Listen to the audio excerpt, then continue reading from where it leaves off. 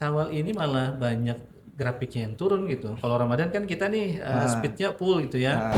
Mengingat Allah itu bukan berzikir la ilaha illallah Allah Allah, bukan itu aja. Tetapi kalau aku di bulan Ramadan seperti ini ibadahku, maka di luar bulan Ramadan pun mestinya harus Nabi itu mengucapkan sesuatu yang sunnah itu supaya kita mau mengerjakan yang sebenarnya itu tidak dipaksa. Tapi benar nggak Ustaz bahwasanya Rasulullah SAW itu tidak pernah meninggalkan puasa sunnah Syawal? Iya benar. Nah ini bukti Ramadannya itu tadi tidak berhasil. Latihan di Ramadan itu tidak berhasil. Saya ke rumahmu ini bukan hanya untuk bersilaturahmi, tapi saya penasaran gitu. Kenapa Mm, Rasul itu mengatakan kamu tuh ahli surga? Nah, mm. apa yang membuat Kalau kita misalnya kadang memaafkan inya sudah banyak amal segala macam. Tapi karena kita kadang memaafkan inya masuk neraka. apa memang ada keutamaan khusus menikah di bulan Syawal, Ustaz?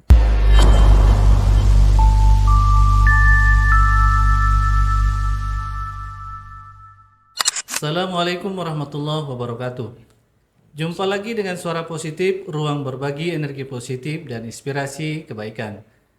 Bicara tentang Syawal, kita bukan hanya bicara tentang bulan pasca Ramadan, tapi kita bicara bulan peningkatan amal, bulan silaturahmi, dan bulan momentum pernikahan.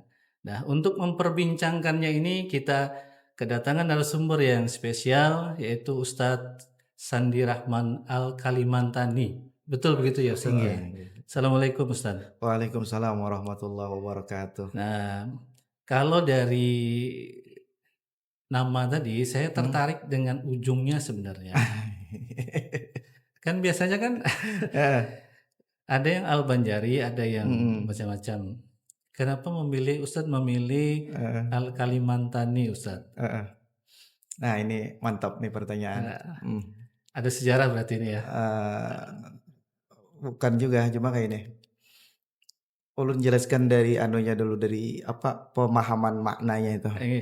Jadi kalau Al-Banjari itu kan nisbah, jadinya penisbahan kepada suku Banjar. Jadi Mm. kalau orang Banjar itu Al-Banjari semuanya.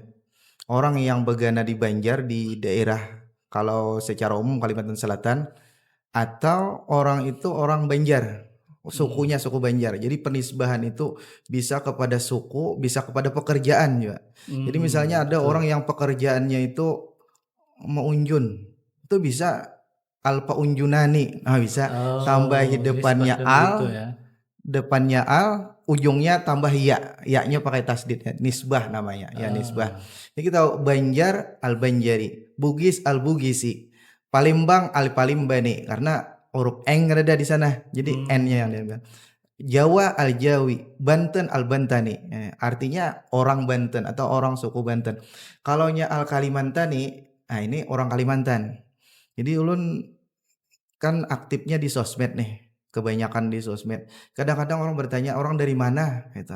Kalau dulu ulun sebut di depannya itu Pandansari karena desa ulun tuh namanya Pandansari. Jadi Al Pandansari dulu Ah, gitu. itu Cuma daerah orang Kintab ya. daerah Kintab. Jadi Oh ya ya. Pandansari itu satu desa di Kecamatan Kintab. Ah, Namanya Pandansari. Jadi kita sebut Al Pandansari. Ternyata masih banyak juga Pandansari di mana, ternyata di mungkin banyak Google kali ya banyak Pandansari ya Pandansari di ternyata. Di Indonesia. Kalimantan aja ada beberapa Pandansari. Ulun pernah ke Hmm. Pandansari di daerah apa namanya? Kalteng itu, Kapuas ke atas sana. Ada nama desa Pandansari.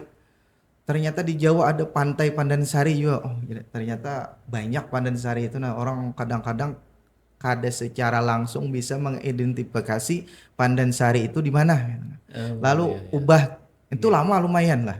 Karena ulun dulu mulai di Facebook, Iya. habis itu di kalau Instagram ini kan kada aktif sebenarnya, sekedar upload-upload yang sudah ada aja.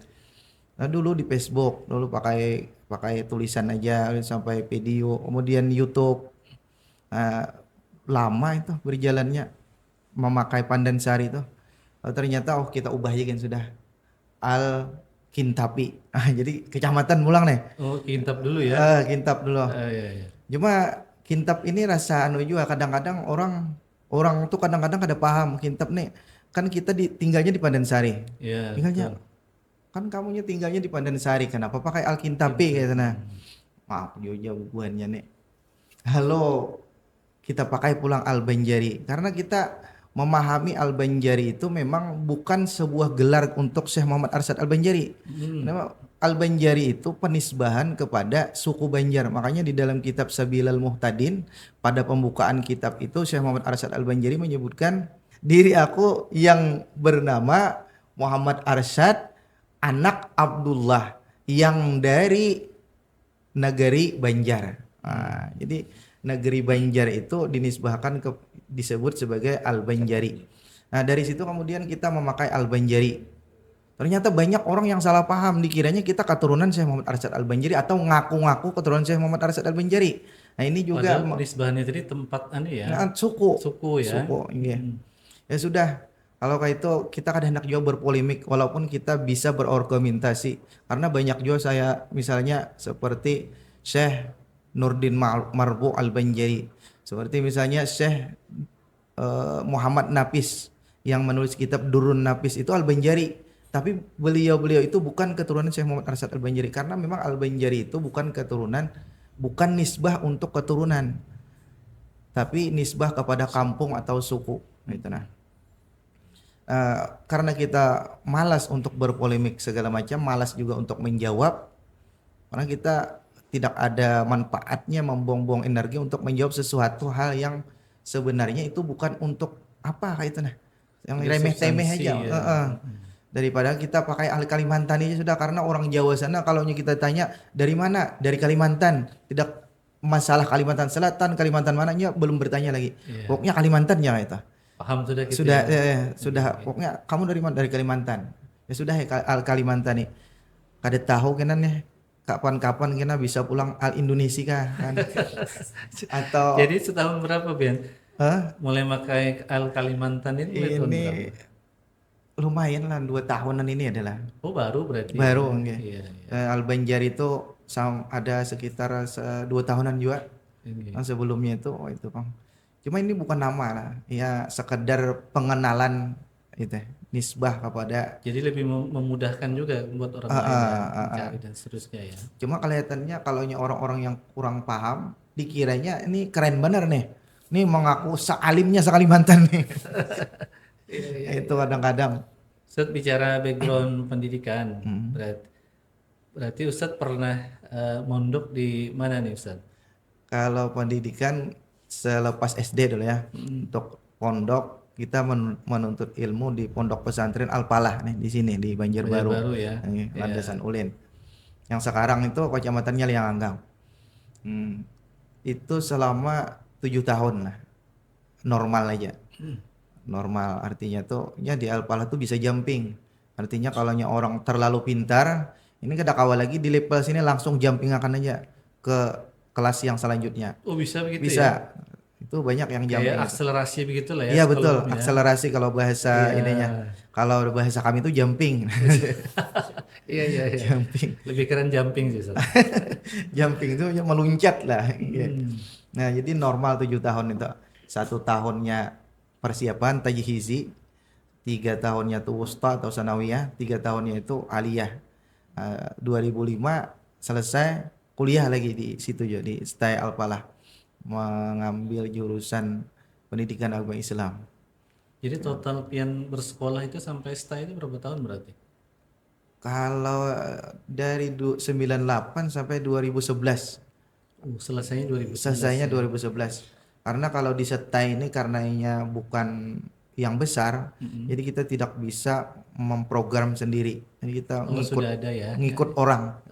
Jadi lulusnya itu kita wisudanya, apanya segala macam, skripsinya, udah bisa mengajukan udah hulu itu udah bisa. Ngejar SKS nggak bisa. Jadi kita ikut orang. Akhirnya sampai berapa 5 tahun kalau salah. 2011 baru wisuda. 6 tahun hampir lah wisudanya. Awal 2011 wisudanya. Jadi setelah selesai 2011 balik ke Kintab ceritanya. 2011 balik ke Kintab. Itu saat balik ke Kintab langsung menggunakan media sosial atau? Kalau media sosial ini sejak mulai Facebook itu sudah aktif di media Sudah aktif sosial. ya? Jadi kan Facebook tuh sekitar 2008 atau 2007 lah. Oh, sudah punya ini ya? Sudah punya, karena kita sudah di luar kan itu. Oke. Tapi dulu di sini di Landasan Ulin itu kita sudah di luar pondok. Jadi kita punya media yang masih kita pakai sampai hari ini. Jadi kada pernah ganti akun, tidak pernah. Jadi di situ ya kita dahulu memang untuk teman aja kan Facebook itu. Iya, Cuma jaringan pertemanan. cuma kita gunakan sebagian itu untuk mencatat, sebagian untuk diri kita yang istilahnya itu dakwah lah. Padahal kita untuk mencatat diri kita aja, artinya ini supaya ini kita tulis di situ.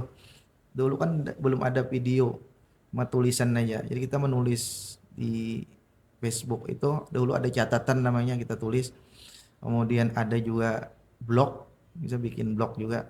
Jadi kalau untuk di dunia internet ini mulai dari zamannya blogger, zamannya tulisan sampai dengan hari ini TikTok lah sudah Jadi Pian ini aktif. TikTokers juga ya? Dengan TikTok ini followersnya ratusan ribu saya lihat nih. 100 berapa tuh? 115 Ya 100.000 lebih lah. Iya, iya, iya. Iya. Jadi labnya tiap hari tuh? Labnya itu iya kalaunya maunya itu setiap hari. Cuma kalaunya ada kesibukan atau misalnya apa ya peraya dulu. Kalaunya kada ada kesibukan kadang-kadang kita lab setiap malam tuh habis isya seanunya lah seperlunya. Kadang-kadang sampai jam 11, kadang-kadang kurang dari itu. Kadang-kadang siang lab juga kalau nggak ada kesibukan. Hmm. Nah, Ustaz, coba kita balik ke tema kita. Kita ngomongin tentang bulan Syawal, keutamaan serta pernak-perniknya. Nah, saya pernah mendengar istilah bahwasanya Syawal itu artinya memang peningkatan ya. Nah, jadi kalau kita bicara Syawal sebagai bulan peningkatan awal, nah peningkatan amal maksudnya, ini bagaimana Ustaz? Sementara yang kami rasakan saya misalkan ya, Syawal ini malah banyak grafiknya yang turun gitu. Kalau Ramadan kan kita nih speednya full gitu ya. Kita sholat berjamaahnya terjaga, kemudian tadarusnya terjaga, kemudian sholat malamnya juga terjaga.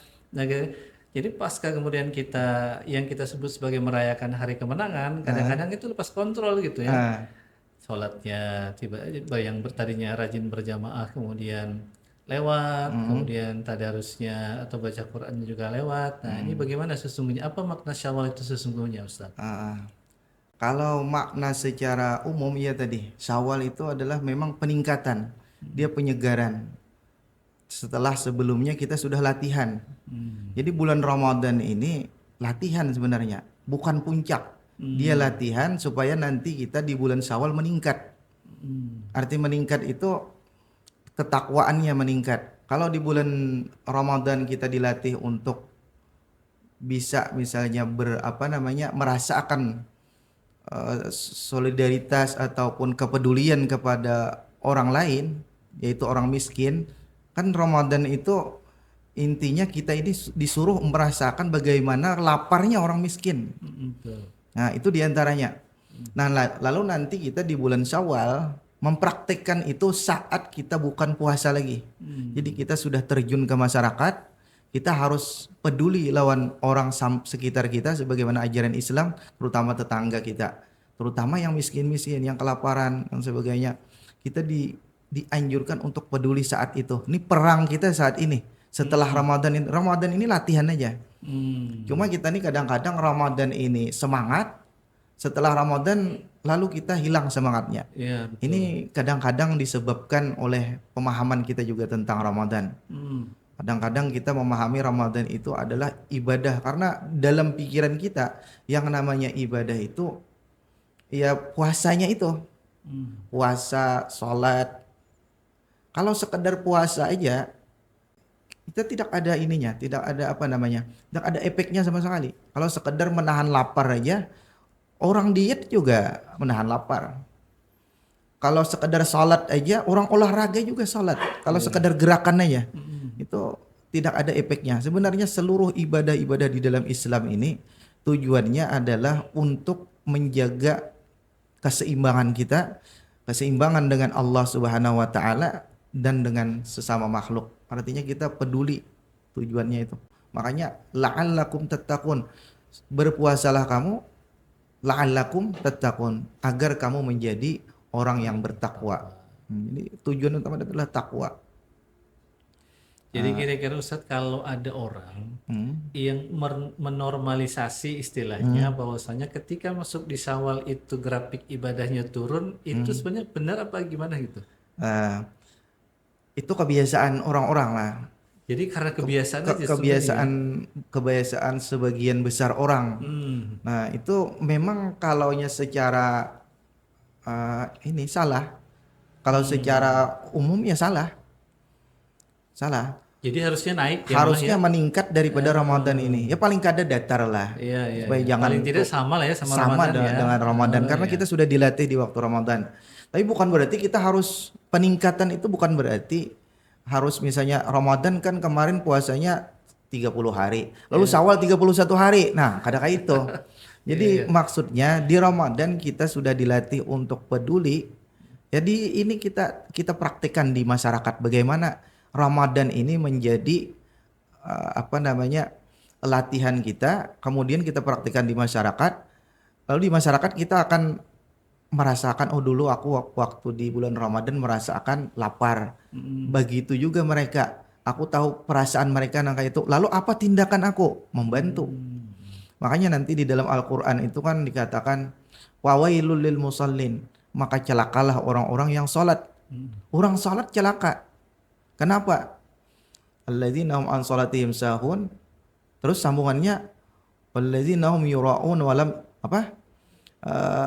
wailul lil musallin alladzina hum an salatihim sahun walladzina hum yura'una wa yamna'unal ma'un. Mereka kada mau menolong orang.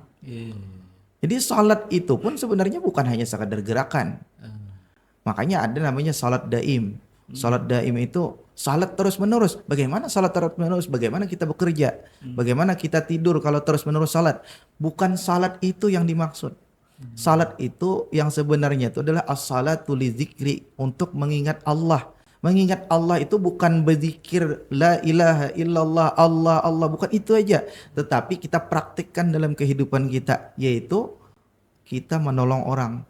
Kalau kita tidak menolong orang, wa yamna'unal ma'un, tidak mau memberi pertolongan kepada orang lain, fawailul lil musallin, maka celakalah orang yang salat. Nah, seperti itu juga puasa. Maka kita ketika puasa ini sebagai latihan kita nanti untuk bisa menolong orang, terutama tetangga kita. Karena hadis Nabi sallallahu alaihi wasallam, tidak beriman kalian, tidak sempurna iman kalian kalau kalian itu tidak bisa menghormati tetangga. Nah, jadi inti ajaran Islam itu sebenarnya tidak rumit. Inti ajaran Islam itu kepedulian sesama manusia, sesama makhluk Allah Subhanahu wa taala, dan hubungan yang vertikal kepada Allah Subhanahu wa taala. Jadi di bulan Syawal itu mestinya meningkat. Meningkat bukan berarti ibadah rutinitas yang sudah yang sudah template lah itu. Yang sudah ruku, sujud, bukan itu. Tetapi meningkat kepeduliannya, meningkat keprihatinannya. Karena tadi di Ramadan kita sudah dilatih menahan lapar tadi ya. Iya. Jadi kepedulian sosial itu di bulan Syawal kita tunjukkan dengan lebih banyak membantu orang lain, itu kira-kira ya. Iya, membantu orang lain. Pedulilah kita. Ya paling tidak kalau kita tidak bisa membantu orang, ya minimal kita tidak menyakiti orang. Itu batasan paling minimal ya. Minimal sudah. Jadi batas kalau kita adilnya. bisa membantu orang nih, minimal kita tidak menyakiti orang Tidak menyakiti tidak orang. memberatkan orang lain. Tidak memberatkan orang lain. Tidak jadi beban. Tidak jadi beban orang lain. Apalagi beban keluarga kan. Oh, Masya Allah. Saat kalau tadi ngomongin bahwasannya semestinya Syawal ini kita mengalami peningkatan dari sisi ibadah. Nah, sebagian orang tadi menormalisasi grafik turun ibadah. Nah, kira-kira bagaimana sih sebenarnya Ustaz menjaga ruh ibadah kita ini tetap minimal sama dengan Ramadan? Bagaimana tuh Ustaz? Semua itu berangkat dari ilmu, dari keilmuan kita. Jadi dari keyakinan kita lawan Allah Subhanahu wa taala, kemakrifahan kita kepada Allah Subhanahu wa taala. Kalau kita tahu dengan Allah Subhanahu wa taala bahwa Allah taala itu yang di bulan Ramadan itu sama dengan yang di bulan Syawal, Maka sampai di situ aja kita sudah mampu itu untuk menstandarkan bahwa kalau aku di bulan Ramadan seperti ini ibadahku, maka di luar bulan Ramadan pun mestinya harus minimal sama gitu. Karena Tuhannya sama. Nggak beda ya. Tuhannya itu Iya, juga. iya, iya. Tuhan di Ramadan itu, Tuhan di bulan Syawal itu juga. Bukan Tuhan di Ramadan orangnya sangar Mungkin misalnya ada lalu kita sebabnya nggak takut. Ustaz kalau di Ramadan itu jadi meningkat, katanya memang meningkat itu karena setannya dibelenggu gitu, nggak ada yang goda gitu. Nah, di luar Ramadan itu setannya pada keluaran lagi menggoda gitu. Sebenarnya kalau urusan setan, setan memang dibelenggu. Tapi ada yang lebih parah daripada setan itu. Apa tuh Ustaz? Diri kita sendiri, ya, Oh, hawa nafsu. nafsu ya. Oh, Karena iya. yang menggoda kita ini bukan hanya setan.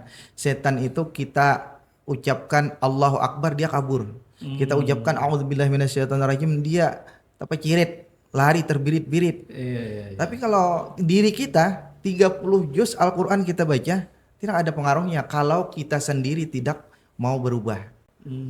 Intinya kembali ke diri kita Kembali sebenarnya ya. kepada diri kita masing-masing. Ya. Baik Ustaz, nah yang kedua biasanya Syawal ini kan selain kita bicara masalah peningkatan amal, Syawal ini kan ada puasa khusus yang biasa disebut dengan puasa Syawal, puasa 6 hari ya. Puasa Syawal. Nah, saya ingin bertanyanya teknisnya sih sebenarnya sebelum kita ke makna nih. Kan ada itu yang mengatakan puasa 6 hari Syawal itu harus berturut-turut Ustaz. Nah, ya kan? Ada yang kemudian boleh saja selama itu di bulan Syawal tidak harus berturut-turut, ya kan?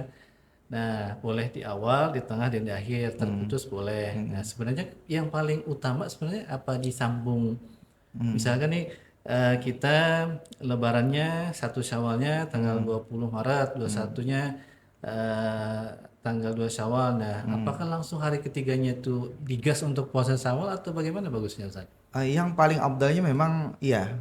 Memang setelah kita hari raya pertama itu kan 1 Syawal. 1 Syawal itu haram kita berpuasa. Iya. Nah, hari kedua gas langsung puasa. Hari kedua malah ya? Malah Oh, dari iya, kedua iya. langsung gas puasa berturut-turut sampai 6 hari. Itu yang paling abdal. Oh, jadi berturut-turut ya? Ya berturut-turut dan langsung gitu. Tidak terpisah-pisah berturut-turut. Itu yang paling abdal. Dan itu tidak ada khilaf lagi ulama. Artinya ulama manapun kalau yang kayak itu cara kerjakannya itu semuanya menganggap itu adalah yang terbaik. Nah, akan tetapi ulama ini pun banyak juga berbeda pendapat. Boleh aja kita nanti Syawalnya di akhir-akhir, boleh nanti langsung 6 hari, boleh bahalat hari, boleh digabung dengan puasa Senin Kemis, boleh digabung dengan mengqada Ramadan. Nah, ini ada lagi anunya Ada yang membolehkan ya? pendapat yang lain. Cuma untuk keabdalan artinya yang nomor 1 yaitu langsung lah setelah Ramadan hari raya langsung kita puasa 6 hari Syawal. Dan Nabi sallallahu alaihi wasallam bersabda, "Man shoma Ramadan summa atbahu bi sittin min Syawal fa ka'annama yasumud dahr." Orang yang berpuasa Ramadan full puasanya, kemudian tambah dengan puasa 6 hari di bulan Syawal. Nah, penyebutan 6 hari itu tidak ada kata berturut-turut dalam hadis Nabi itu.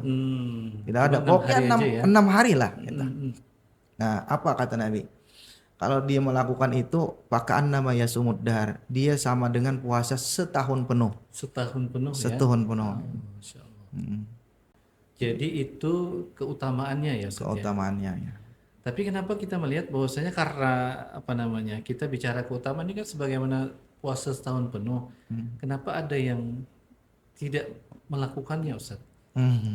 Menurut Ustaz gimana? Nah, yang pertama memangnya sunat lah, sunnah. Sunat ini memang tidak dipaksa.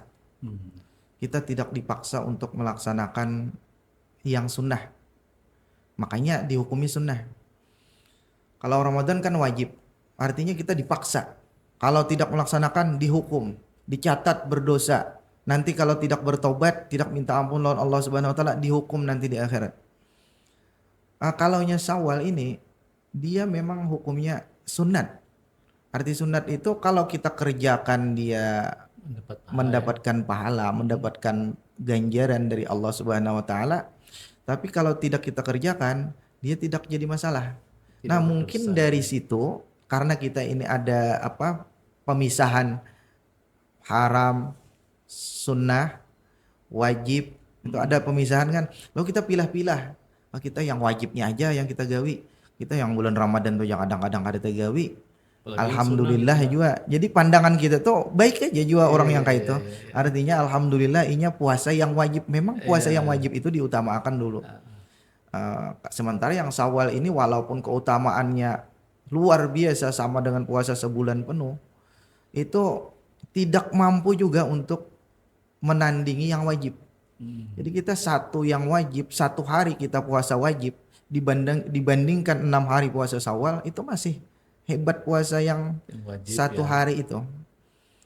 Tapi kadang-kadang di dalam hadis Rasulullah SAW yang banyak keutamaannya itu malah yang sunnah.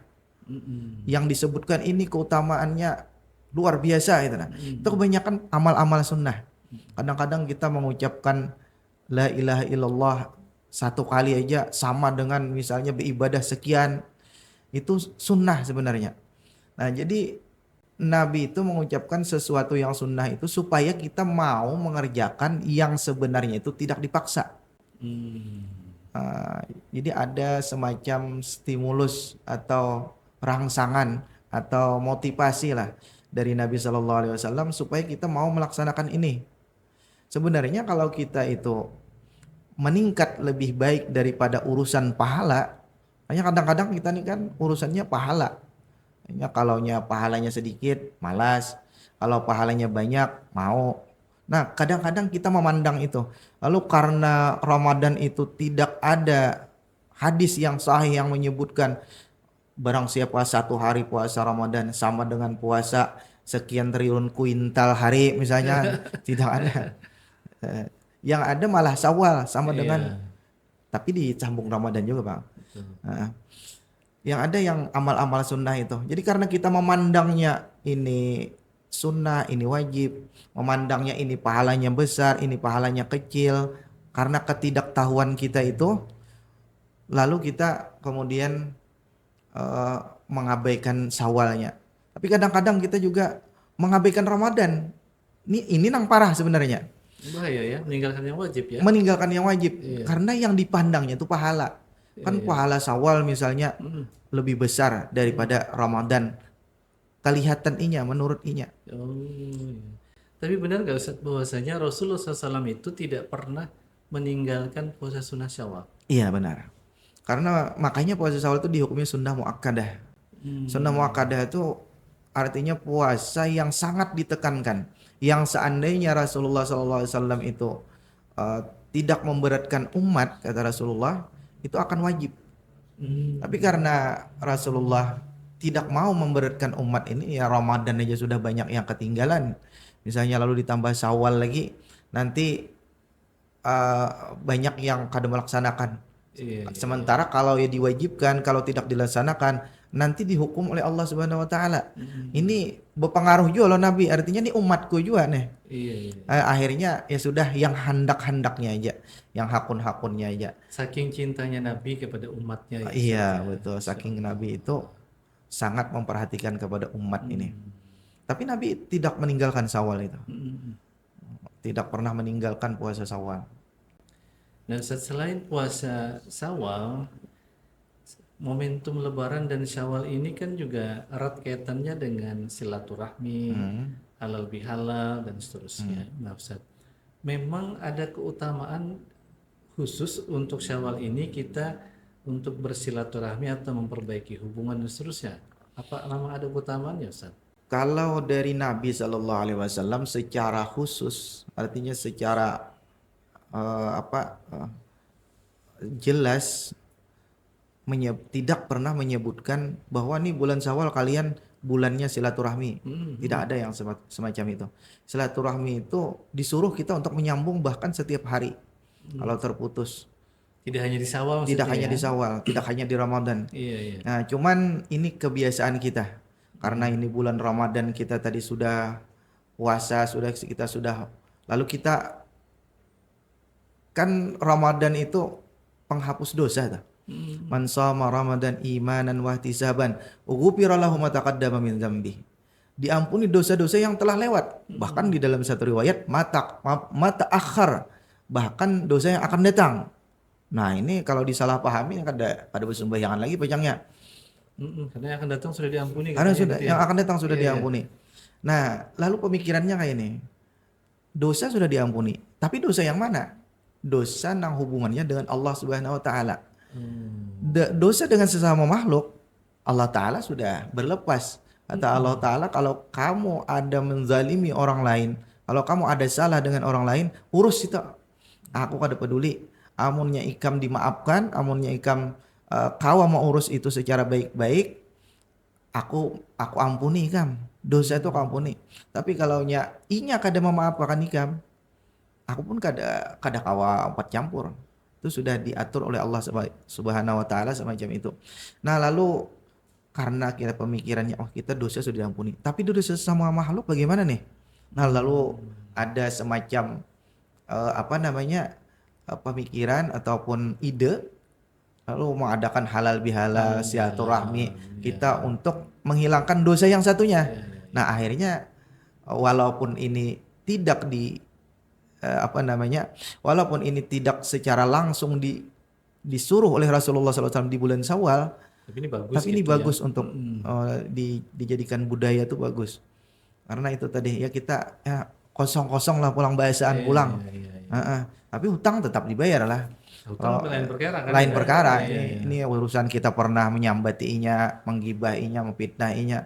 Kita pernah misalnya berzalim-zaliman, memukul dan sebagainya. Ya sudah, kita kosong-kosong lah, kita bahasaan aja pulang gitu. Nah, harusnya jangan bahasaan Bang, kita memperbaiki lah. Kalau tahun dahulu sekian kita pernah menggibah orang, tahun ini ya jangan lagi lah. Kita kurangi lah sedikit. Nah, itu namanya peningkatan. Bukan starting menggibah gitu ya. Kalau dulu kita hitung misalnya dalam satu hari kita menggibah 5 kali setahun berapa. Nah, tahun ini kita ya kurangi separuh lah. Artinya 5 tadi 4,5 lah paling gak ada. Jadi sudah ada peningkatan toh. Sudah ada peningkatan karena kita kada kawa juga ibaratnya langsung jadi malaikat kan kawa. Karena kita manusia lah salah. Ya minimal ada peningkatan lah. Jangan bertambah malah. Harusnya yang biasanya dahulu 5 kali, sekarang jadi 6 kali misalnya. Atau bahkan lebih parah lagi. Nah, ini bukti Ramadannya itu tadi tidak berhasil. Latihan di Ramadan itu tidak berhasil. Jadi itu salah satu bukti ya, gitu ya. Kalau misalkan Ramadan itu berhasil atau tidak, kita lihat di bulan Syawal ya, gitu ya. Bulan Jadi kalau Syawalnya. misalnya frekuensi gibahnya lebih banyak, begitu ya. Lebih banyak dari sebelumnya. Sebelumnya. Grafiknya. Iya. Nah, Ustaz, kaitannya dengan yang kosong-kosong tadi, Ustaz.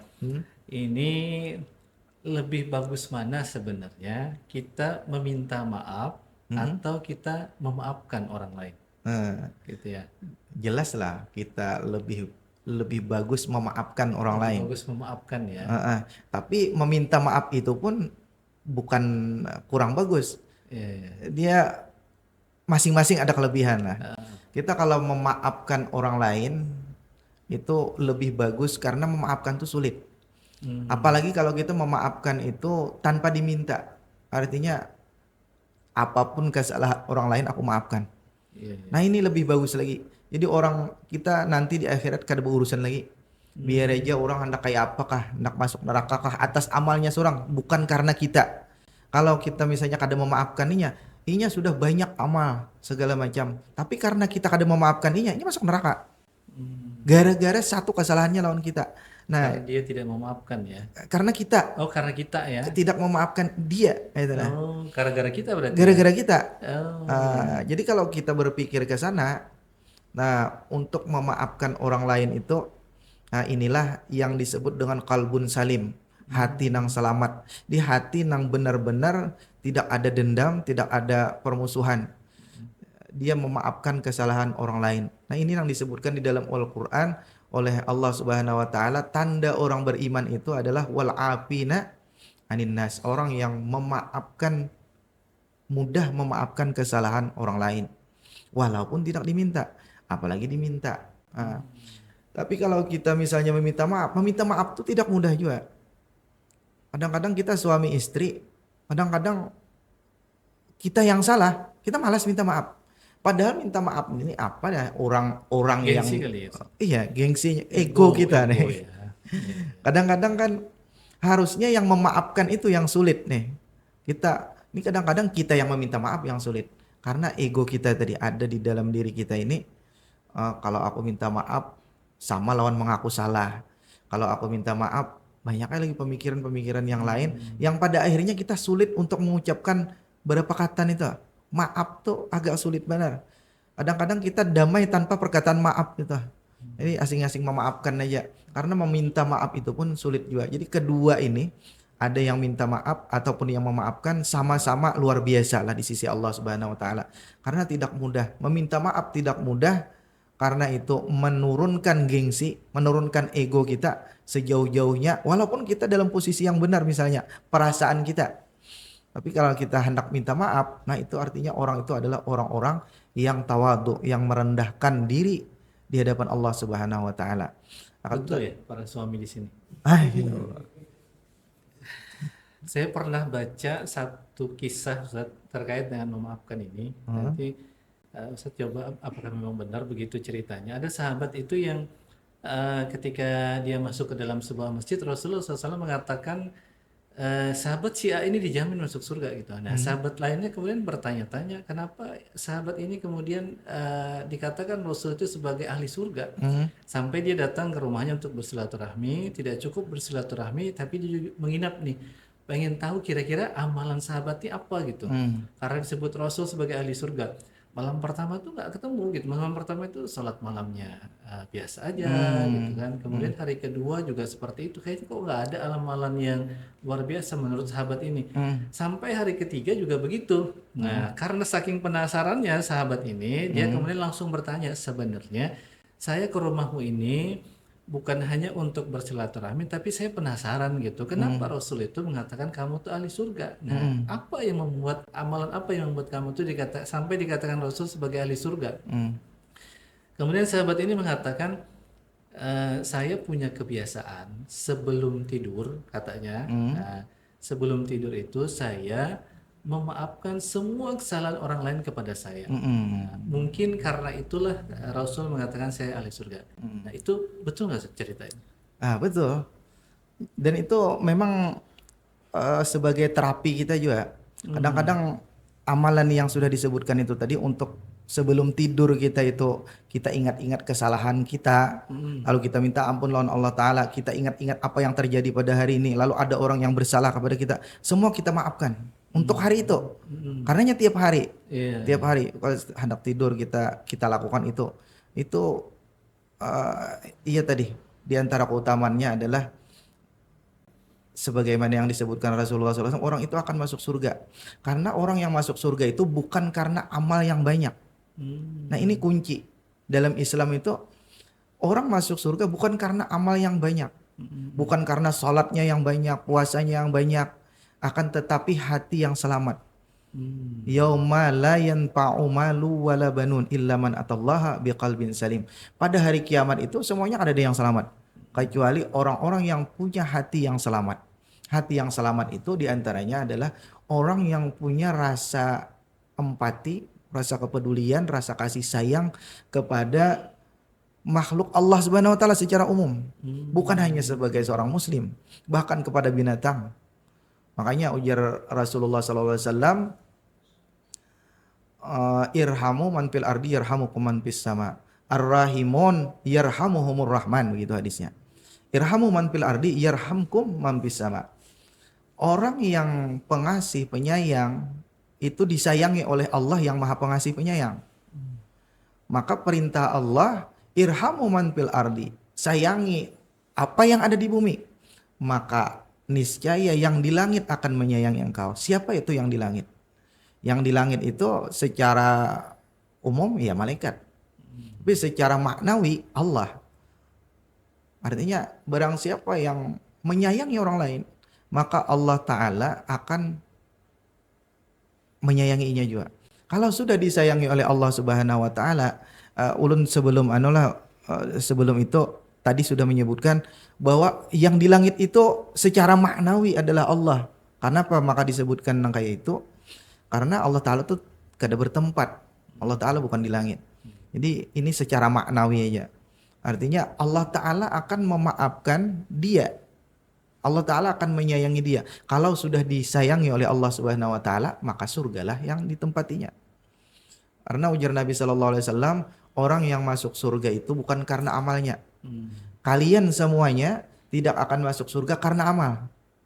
Lalu ditanya oleh sahabat, bahkan engkau wahai Rasulullah. Kata Rasulullah, bahkan aku. Illa ayyataghammadani Allah birahmati. Kecuali Allah Subhanahu Wa Ta'ala kemudian memberikan rahmatnya kepadaku. Nah, jadi orang masuk surga itu karena kasih sayang Allah. Kalau kita mengandalkan amal kita ini tidak cukup. Tidak cukup untuk masuk surga. Karena ada cerita lagi. Ada orang di hari kiamat itu nanti dia bertaruh dengan amalnya. Artinya hendak menebus surga dengan amalnya. Di hadapan Allah Subhanahu Wa Ta'ala ditanya orang itu, wahai hamba Ikam si Fulan bin si Fulan, Ikam hendak masuk surga kala. Kenapa jadi hendak masuk surga? Iya wahai Allah Ta'ala, ulun hendak masuk surga. Dan ulun memang pantas masuk surga. Kenapa? Amal ulun banyak. Pian lihat aja catatan rakib atid itu, ulun banyak benar amal baik situ. Bahkan kada ada amal nang buruk kada ada.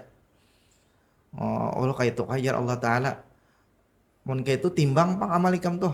Diandakilah timbangan di situ. Lalu kebaikannya andak situ seberataan. Akhirnya timbangan itu tak kayak itu. Tak balik timbangan itu. Habis itu diandak oleh Allah Ta'ala matanya sebiji di situ. Kemudian tak balik lagi amalnya itu. Karena Ternyata lebih berat matanya tadi. ternyata lebih berat matanya yang sebiji itu ketimbang daripada amalnya yang triliunan kuintal itu tadi tuh. Kenapa sebabnya? Karena mata itu rahmat Allah.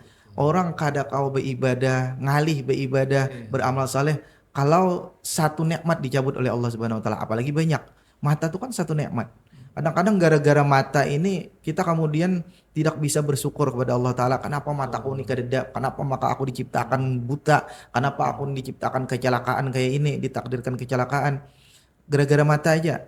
Kemudian orang kadang-kadang bisa malas membaca Quran. Kenapa? Matanya ada di sebelah. Aja Quran, bacaannya di situ. Ini kasana melihat kadang-kadang kan. Nah, lalu kemudian gara-gara itulah amal-amal kita itu tidak ada artinya dibandingkan rahmat Allah Subhanahu Wa Ta'ala.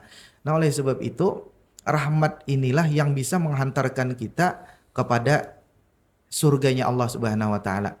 Nah rahmat itu bagaimana cara menggapai rahmat Allah Ta'ala itu bagaimana caranya?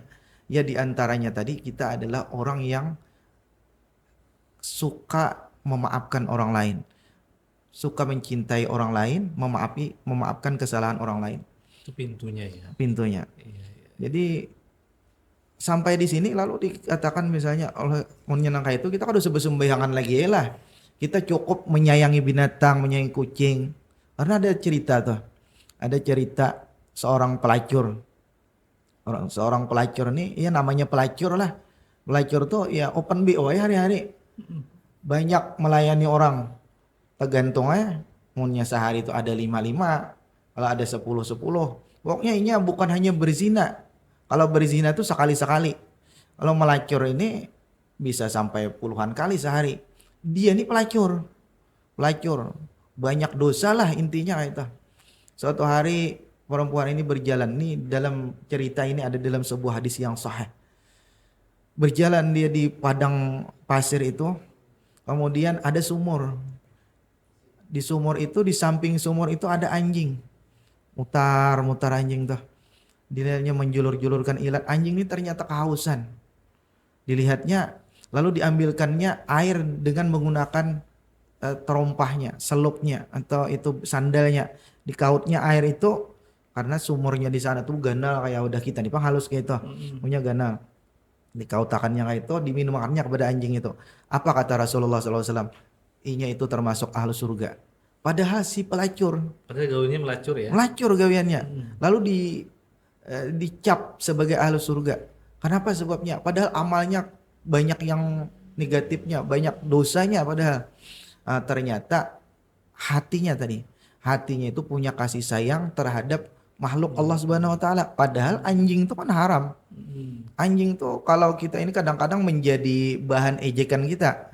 Nah, diharamkan oleh Allah Subhanahu wa taala untuk memakannya. Tapi dia tetap makhluk Allah Subhanahu wa taala. Babi tetap makhluk Allah Subhanahu wa taala. Kita tidak boleh menyakitinya.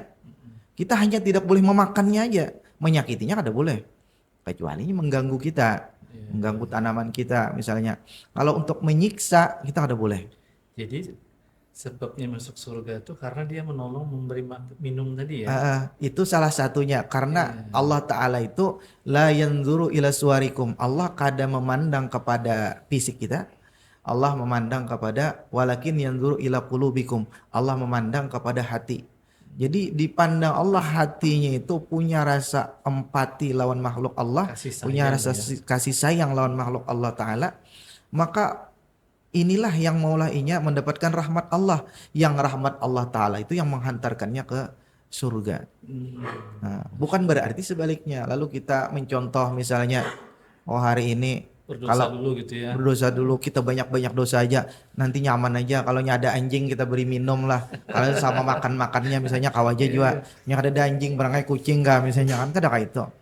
Cuma ini hanya sekedar gambaran kecil.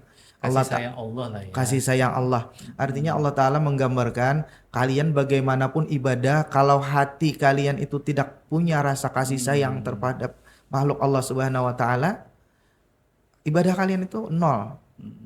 Tapi kalau kalian itu dan sebaliknya mungkin sebaliknya ya. Kalau kita punya dosa setumpuk pun tapi kita kemudian pada akhirnya punya hati yang selamat tadi, qalbun salim tadi itu punya kesempatan masuk surga. Pada akhirnya Allah Ta'ala yang akan memberikannya hidayah. Ketika diberikan hidayah, ya bertobat. Pada akhirnya masuk surga juga. Karena selama kita itu belum meninggal, belum habis napas kita, sempat kita bertobat, habis dosa kita. At-taibu minadz dzambi kaman la dzanba lahu. Orang yang bertobat dari dosa seakan-akan kada berdosa lagi. Nah, tapi kita jangan menghadang kayak itu. Artinya jangan menghadang aku kena aja bertobat anak mati. Iya bujur. Orang itu kalaunya memang kalau tahu waktunya mati kan. Kalaunya memang akhir hayatnya itu sanggup bertobat kepada Allah Ta'ala dengan taubatan nasuha, dosa yang lewat itu diampuni Allah Ta'ala. Cuman kita kada tahu juga kapan kita mati. Kalau kita kada tahu juga apakah kita ini kena akan mampu bertobat. Karena ujar Nabi SAW, almar'u ala ma'asya alaih. Orang itu sesuai dengan keadaan hidupnya. Yamutul mar'u ala ma'asya alaih. Orang itu akan dimatikan sebagaimana kayak apa hidupnya. Kalau hidupnya memang ketujuh maksiat, ya susahnya akan melakukan taubat itu. Jadi kalau didengar-dengar nyaman aja kita jadi di akhir hayat kita mengucapkan la ilaha illallah nyaman aja. Kada mudah. Walaupun la ilaha illallah itu hanya satu kalimat yang pendek kayak itu akan susah bagi orang-orang yang memang ahli maksiat. Apalagi sudah ahli maksiat hatinya pulangnya serasi aja. Kalau sudah ahli maksiat hatinya tuh memang jelek. Hatinya tuh memang kada baik. Lalu ia melakukan maksiat. Berangkat dari hati memang. Berangkat dari hati yang tidak baik, tegawi maksiat. Jadi kada ada orang yang ahli maksiat, kemudian inya itu hatinya baik. Bersih gitu ya. Kada ada. Nang tadi pangjar, nang itunya hatinya baik. Mungkin pelacur itu gara-gara keterpaksaan segala macam. Kita kada tahu itu tuh urusan Allah Subhanahu wa Ta'ala, dan kita kada kau meniru nang itu. Kita yang jalan normal aja lah. Jalan normal itu jauhi larangan Allah, kemudian kerjakan perintah Allah dengan ikhlas, dengan hati yang selamat, kasih sayang kepada sesama manusia, sesama makhluk Allah Subhanahu wa Ta'ala. Bulan Syawal ini itu juga erat kaitannya dengan bulan pernikahan. Iya. Betul ya Ustaz ini loh. Iya betul. Betul ya. Betul. Kan biasanya kita banyak undangan tuh ya bulan Syawalnya ya. Nah, Ustaz, biar teman-teman saya di luar sana yang belum menikah punya semangat menikah Ustaz di bulan Syawal. Kalau tidak salah Rasul menikahi Aisyah juga di bulan Syawal ya. Iya benar. Nah, apa memang ada keutamaan khusus menikah di bulan Syawal Ustaz? Kalau untuk keutamaan khusus yang disebutkan Nabi itu fadilatnya ini tidak ada. Tidak ada ya. Cuman Nabi mempraktekkan itu. Nabi mempraktekkan itu sudah cukup sebagai dalil bahwa bulan Syawal itu sangat baik untuk menikah. Karena sesuai dengan, makanya disunnahkan bulan Syawal itu, diutamakan lah, bukan disunnahkan. Kan nikah itu kapan saja baik, Iya, nikah iya. itu kapan saja sunnah. Akan tetapi bulan Syawal itu ada punya keutamaan tersendiri.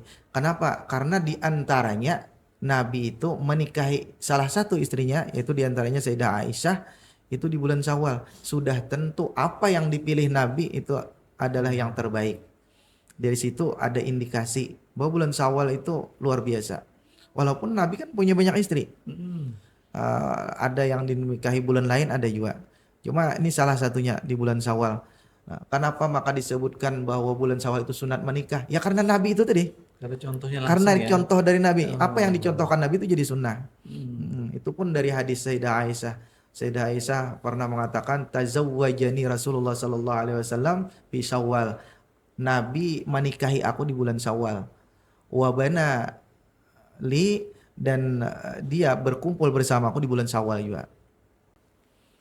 Jadi makna kemenangan diri ketika kita masuk di Lebaran dan Syawal itu bisa nggak juga kita masukkan season kemenangan diri itu salah satunya yang tadinya belum nikah atau yang lajang itu menikah di bulan Syawal. Bisa nggak masuk kategori kemenangan itu, Ustaz? Kalau dimasuk akan masuk aja juga. Paksa ya. Masuk aja. Cuma pada intinya kalau ini kan zahir, artinya tuh menikah itu nikmat zahir. Kemudian kita mendapatkan kenikmatan yang lain itu nikmat zahir. Dan itu semua penilaiannya adalah fisik. Artinya yang sebenarnya peningkatan itu, kemenangan itu adalah kemenangan yang lebih daripada itu, yaitu bagian batin kita, perasaan kita kepada Allah Subhanahu wa taala dan kepada sesama makhluk Allah. Itu bonus saja yang kayak itu. Jadi Nabi mencontohkan menikah di bulan Syawal itu bisa nggak kita sebut sebagai menggambarkan ke umatnya sebagai bentuk spirit membangun keluarga sakinah di bulan Syawal. Nah, iya betul.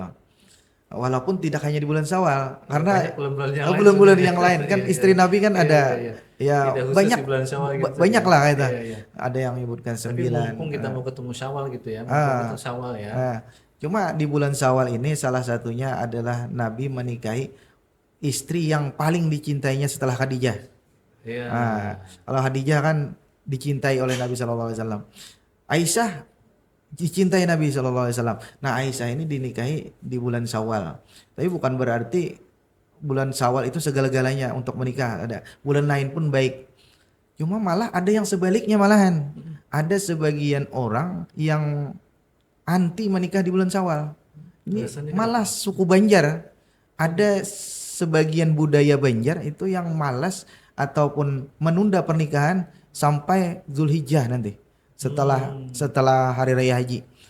Alasannya pamali alasannya. Kalau Pamali Banjar gitu ini ya. kan alasannya pamali. Artinya kenapa jadi pamali? Karena terjadi 2 khutbah katanya. Ini 2 khutbah, nih khutbah hari raya Muhid Idul menikah. Fitri. Hari raya Idul Fitri, hari raya Idul Adha. Jadi Oh, bagi iya, mereka itu pamali gitu nah. Padahal kalau dari sisi Islam malah sunnah di bulan Syawal itu. Kalau di kampung-kampung masih ada itu. Ya kadang-kadang betakun boleh lah menikah di bulan Syawal. Kita jawab malah sunnah. Kenapa maka betakun kayak itu? Oh ternyata ada praktek itu tadi. Ada semacam keyakinan, yang keyakinan itu dari mana asalnya tidak tahu. Cuma keyakinan itu banyak di masyarakat kita. Kalau di Banjarbaru mungkin tidak ada, di kampung-kampung. Ya, anjar, ngalih menikah. Tagapit 2 khutbah. Bujur 2 khutbah kan boleh nikah. Khutbah Jumat misalnya kan. Orang lagi khutbah, ya khatibnya duduk nikah. Kan, lain waktunya untuk menikah di situ. Cuma kalaunya khutbah Idul Adha dan Idul Fitri di tengah-tengahnya itu malah Nabi yang mempraktikkan. Nah katanya Ustaz, memang saya pernah baca juga kenapa Nabi mempraktekkan itu menikah di bulan Syawal karena katanya memang ada tradisi jahiliyah itu menghindari bulan Syawal menikah. Nah itu, Itu Ustaz. iya. Kadang-kadang yang sampai hari ini, kadang-kadang keyakinan jahil itu masih ada di tempat kita nih. yang sebenarnya dilawan oleh Rasulullah SAW itu masih ada. Dan kita kadang-kadang kada sadar, kita kira itu bagian daripada Islam. Banyak lagi yang lain selain daripada itu. Yang Nabi itu kemudian melawan supaya kita itu jangan takutlah dengan budaya-budaya yang lawas itu. Seluruh hari itu adalah baik untuk menikah. Apalagi di bulan Syawal karena Nabi SAW mempraktikkan itu. Nah, mungkin tadi yang budaya yang sudah disebutkan tadi Ikut situ kali. itu mungkin warisan situ. Hmm. Warisan dari sana yang kita itu kadang-kadang karena keterbatasan ilmu, karena kurang ada penyampaian mungkin itu masih menganut budaya itu. Iya, Yang iya. sebenarnya kalau kita telusuri budaya itu datang daripada bukan dari Islam. Hmm. Nah, Ustaz, kalau tadi kita bicara masalah pernikahan, Syawal ini juga sebenarnya kalau dari di awal kita ngomongin Ramadan itu sebagai apa kita sebut madrasah, tempat latihan kata Ustaz tadi, dan pembuktiannya itu adalah di bulan Syawal sesungguhnya. Kalau Ramadan itu kan kita bisa belajar tentang disiplin, puasa kan disiplin Ustaz Iya, harus ya, buka jam disiplin. sekian, sahur sekian. Kita juga belajar sabar ketika Iya, puasa. Kita tadi juga kata Ustadz bahwasanya salah satunya Ramadan itu mengajarkan kita tentang empati dan kepedulian sosial. iya, Nah, betul. bahwasanya kalau di bulan Syawal ini adalah pembuktian kita sesungguhnya. Tapi kenapa kira-kira Ustadz banyak di antara masyarakat kita eh, tidak sampai, maksudnya memahami bahwasanya Syawal ini sebagai ajang pembuktian gitu. Hmm. Nah, bagaimana Ustadz melihatnya ini? Nah, itu kembali lagi tadi bahwa eh, keterbatasan pengetahuan kita tadi. Jadi satu masalah ilmu nih ya Ustadz ya. Masalah pengetahuan kita tentang agama itu agak kurang itu. Kita kira tadi Ramadan itu adalah puncaknya. Nah, Ramadan itu hanya sekedar latihannya. Latihan. Jadi prakteknya ini di bulan Syawal yang dimana bukan hanya sekedar yang sudah baku. Kita bukanya jam sekian, sahurnya jam sekian, mulai puasanya jam sekian. Kadang itu lagi. Ini kita sudah terjun bebas di masyarakat. Lalu praktek-praktek di bulan Ramadan yang menjadi latihan kita tadi harusnya kita praktikkan di bulan Syawal ini. Kadang-kadang kita tidak mempraktikkan itu karena itu tadi pemahaman kita sudah kita Ramadan itu sudah puncak kita di sana. Nah, Syawal ini tinggal kita lagi membalas dendam. Dulu kita dulu kita puasa sebulan penuh, sekarang kita banyak makan aja. Sekarang kita banyak gibah aja sekalian lah. Bebas seolah bebas gitu ya. Semacam Ramadan itu penjara, kemudian bebas dari penjara. Setelah bebas dari penjara, apa yang dihayalkannya di waktu penjara mau dilaksanakannya semuanya. Nah, padahal penjara itu kan lembaga pemasyarakatan. Artinya latihan nih supaya kita di masyarakat waktu terjun di masyarakat harusnya lebih baik daripada waktu kita di penjara karena kita sudah dilatih di sana. Cuma itu Bang bukan hanya di dunia Ramadan ini, bukan masalah Ramadan aja, tetapi juga di masalah penjara tadi yang sebenarnya ini masalah duniawi pun kayak itu juga. Itu kembali lagi kepada pemahaman kita ini yang kurang terhadap Islam. Baik Ustadz, kita kurang lebih sudah berbincang hampir 1 jam nih Ustadz. Nah, mungkin terakhir kita minta tips dari Ustadz agar sebagaimana tadi Ustadz sampaikan Ramadan itu sebagai latihan dan agar Syawal ini amal kita tetap terjaga sebagaimana Ramadan. Syukur-syukur kemudian mengalami peningkatan. Silakan Ustadz. Jadi yang pertama itu kita mesti menyadari bahwa Allah Subhanahu wa taala di bulan Ramadan itu sama dengan Allah taala yang ada di bulan Syawal. Allah taala atau Tuhan yang ada di bulan Ramadan itu sama dengan Tuhan yang di bulan Syawal. Jadi jangan sampai kita ini bertuhan kepada Ramadan. Kita bertuhannya kepada Allah Subhanahu wa taala. Karena Allah taala itu tetap saat Ramadan berlalu Allah taala tetap kayak itu juga. Tapi kalau kita bertuhan Ramadan, kita takut kepada Allah di bulan Ramadan aja. Kita puasa di bulan Ramadan aja. Kita rancak beribadah di bulan Ramadan aja. Keluar dari Ramadan, sudah kita keluar juga daripada segala aktivitas itu. Karena keimanan kita, keyakinan kita yang di dalam sana kurang terhadap Allah Subhanahu wa taala. Kita hanya memikirkan pahala, takut dosa, pahalanya besar, pahalanya kecil, dosanya besar, dosanya kecil. Kemudian ini wajib, ini sunnah.